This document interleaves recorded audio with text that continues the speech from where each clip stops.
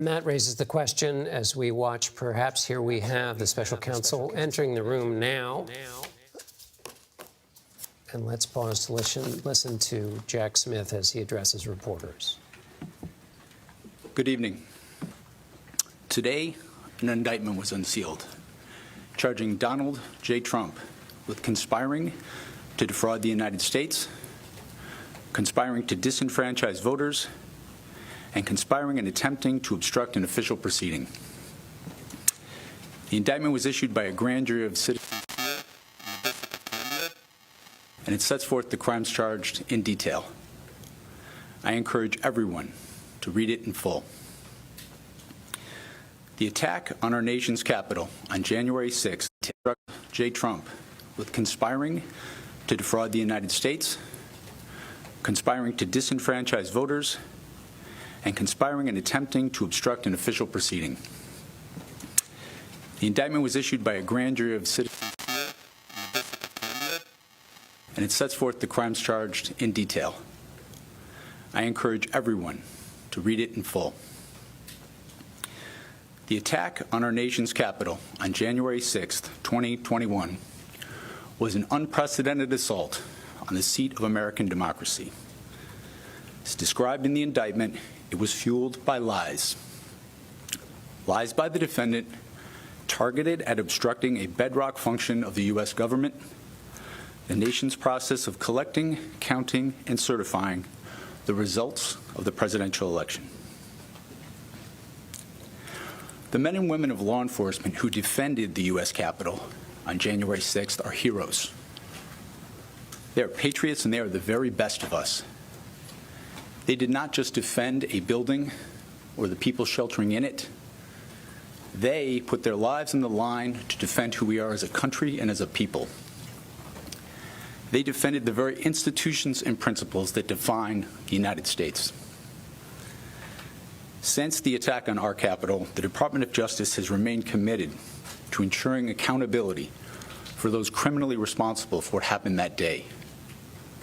This case is brought consistent with that commitment, and our investigation of other individuals continues. In this case, my office will seek a speedy trial so that our evidence can be tested in court and judged by a jury of citizens. In the meantime, I must emphasize that the indictment is only an allegation and that the defendant must be presumed innocent until proven guilty beyond a reasonable doubt in a court of law. I would like to thank the members of the Federal Bureau of Investigation who are working on this investigation with my office, as well as the many career prosecutors and law enforcement agents from around the country who have worked on previous January 6th investigations.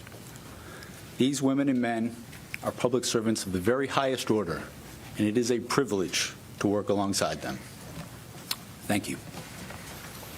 Why didn't you charge any of the other co-conspirators at this event? And there we have Special Prosecutor Jack Smith saying this is an unprecedented act, an attack on the bedrock function of democracy. He was typically laconic. Bob Costa. One thing to note that the special counsel did not is former Vice President Mike Pence, based on this document, is a central, crucial, key witness in this investigation. This indictment says Pence took contemporaneous notes, and date after date of Pence's recollection of events is there. We know Pence met for hours with the grand jury, but to have a former vice president who was in the room with Trump, often one-on-one in the Oval Office, and now testifying in detail to the special counsel, he could end up being the most important witness in this case. Because do you think, Bob, it's not just X happened after Y, but he has some ability to speak to what was inside the former president's And he can head. speak to possible criminal intent. Now, Pence has said publicly he does not know, and it's not for him to judge whether Trump had criminal intent in his actions. But by Pence detailing what Trump said, for example, this indictment says Pence recalled Trump calling him not too honest, as they had a private conversation about the election. And so Pence is someone who was weaponized at the end of the presidency for Trump. And to have him cooperating with the investigation, gives the special counsel an eyewitness account that someone who's not a lawyer or some Trump functionary. And to put this in a political context, let's also remind ourselves that the former vice president is now challenging the former president for the nomination of the Republican Party in 2024. So he is a witness against the former president, as Bob Costa just outlined, and is a political opponent against him. And he is a primary fact witness and a constitutional empowered officer of the executive branch.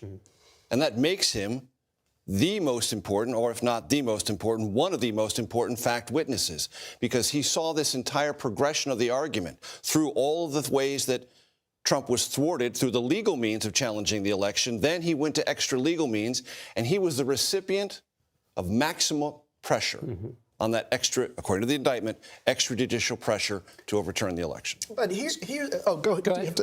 Here's the thing. You know, a lot of this obviously, allegedly, happened behind closed doors. But what's so frustrating sometimes about the former president is that he'll say things publicly where a prosecutor or even his own attorney would be flabbergasted, just telling him, please stop, don't keep putting this information out there. So a lot of what is in this happened publicly. We're going to turn now to Scott Frederickson, a former federal prosecutor. Scott, what's your take after taking a look at this and listening to the special prosecutor in his remarks? Yes, I think one thing that strikes anyone who has watched Special Counsel Smith is that he does not show emotion very often.